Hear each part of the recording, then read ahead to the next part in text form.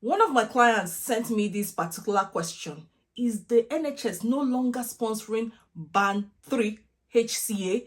And I feel it's very important that I share with you and answer this question on camera. See, if you are meeting me for the first time, my name is Cynthia. I share information that will help your transition abroad to be as smooth as possible. I share information about settling, working, or studying in the UK, US, or Canada. If you are interested in any of these countries, please subscribe to this channel, hit the notification bell so that each time I drop a new video, you know it's time to watch Cynthia Academy. And without wasting time, let's get into this video. My client sent me this particular message and I'm going to read it so that you can see how she came about asking me, is the NHS no longer sponsoring healthcare assistants Band 3? This is the message. It says, please note, following changes in UK immigration policies from April 4th, we are unable to request sponsorship for this position as NHS Band 3 positions no longer meet the required salary threshold. Please do not apply unless you believe you have another means of establishing a right to work or you are already employed by the NHS and would transfer as a pay point above the base of Band 3.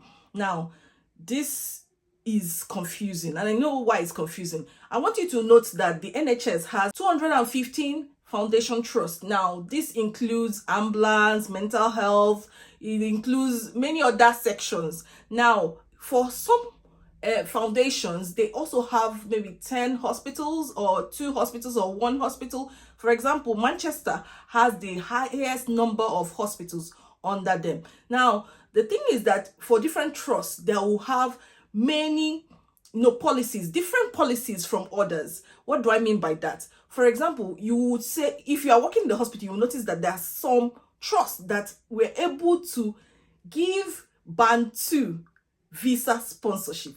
I know there are not many like that. There were few. Just before these changes in immigration policies, there were Band 2 that got visa sponsorship. There were just few of them that allowed that. Anything about visa sponsorship is about the salary threshold. Now, one thing you have to understand is this. When you go to the latest document, which is Statement of Changes in Immigration Policies, if you just go to the description box, I always put these documents in the description box. Just put Control F Band 2. Now, you see that table there. It says Table 4. Going rates for the listed healthcare SOC 2020 occupation codes by administration and ban. Going rates are per year and based on a 37.5-hour week. They must be prorated for other working patterns based on the weekly working hours stated by the applicant's sponsor. Band 1 and Band 2 jobs are not eligible to be sponsored. So from now on, Band 1 and 2 will not be sponsored. I know that most times Band 2 is not sponsored, but it's just a few times that you might be able to see Band 2 being sponsored. And it's always because the salary that the trust is willing to put is above what is required for sponsorship, if that makes sense.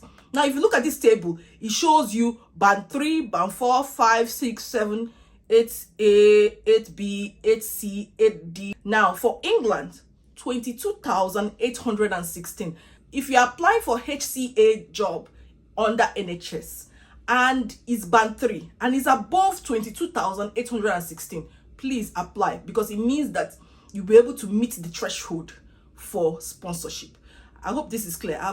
I'm trying my best to explain this to you. See, when you want visa sponsorship, there are some things you need. Number one, you need an organization that has the license to sponsor you, and most NHS trusts have it. I'm yet to see any NHS trust that does not have the license to sponsor. I think all of them have it. So automatically, when you go to some of these job sites and you see an NHS job, you know that that company or hospital has the license to sponsor. It's now whether they want to sponsor for that particular role. Because some of them, they no longer put visa sponsorship in front of their application because a lot of applications come in. So sometimes you just have to apply, or you send a message to the admin or the recruiter. The recruiter will tell you whether they have visa sponsorship for that role or not, or you just go ahead and apply. Now, another thing is that you have to check whether that HCA job is above the minimum salary threshold here, which is 22,816. Now, if it's above it in band 3, then apply. Go ahead and apply. But if it's 21,000 or 20,000, it means they're not going to offer you a salary that is suitable for you to get visa sponsorship. Another thing you have to understand is when it comes to the NHS gives healthcare assistant roles the code 6141, now going to be called 6131 instead of 6145 6146. What do I mean by this? See, you know, the only people that are not allowed to bring dependents into the UK are those people that have the occupation code 6145 6146. Somebody asked me what is happening. I can't see those codes. It has been changed. On 4th of April, the government updated the site and changed it to 6135 and 6136. So it's no longer 6145 and 6146. Now, if you are a fresh person and you just want to extend your stay, do you understand? Maybe you have gotten your care visa sponsorship before 11th of March and you just want to extend, the old rules apply. That's the old minimum salary threshold applies. But if you are just applying for the first time under this care assistant role, then it's going to be the new one, which is this 22,816 as a minimum salary threshold for you. You're applying in England, and if for Scotland is 25,468, and for Wales is 23,159, and for Northern Ireland is 20,330. Now, every trust has the right to put some policies for that particular rule. It's not a general rule for every rule. So if a particular trust decides that they don't want to give visa sponsorship for healthcare assistants band 3, then that particular trust is saying that, not that all the trusts, that's the 215 trusts out there, are in agreement. That's what I believe. That's my interpretation of this. So you can go ahead and apply, communicate with the admin and find out, is this position open for visa sponsorship? If they say no, maybe you can decide to go ahead and apply or not apply.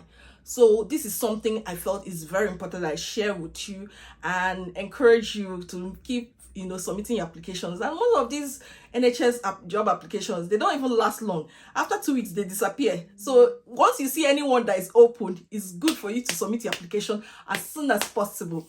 And when it comes to NHS jobs, it's about using the track system, and for track, your personal statement has to be outstanding. So keep optimizing that personal statement and communicating the values, the skills that they want in your personal statement so that I can stand out.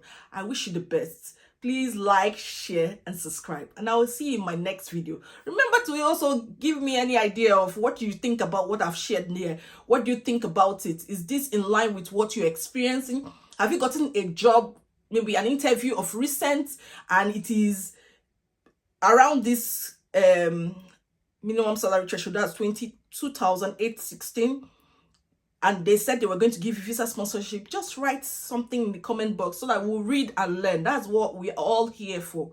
Thank you so much, and I'll see you in my next video. Bye bye.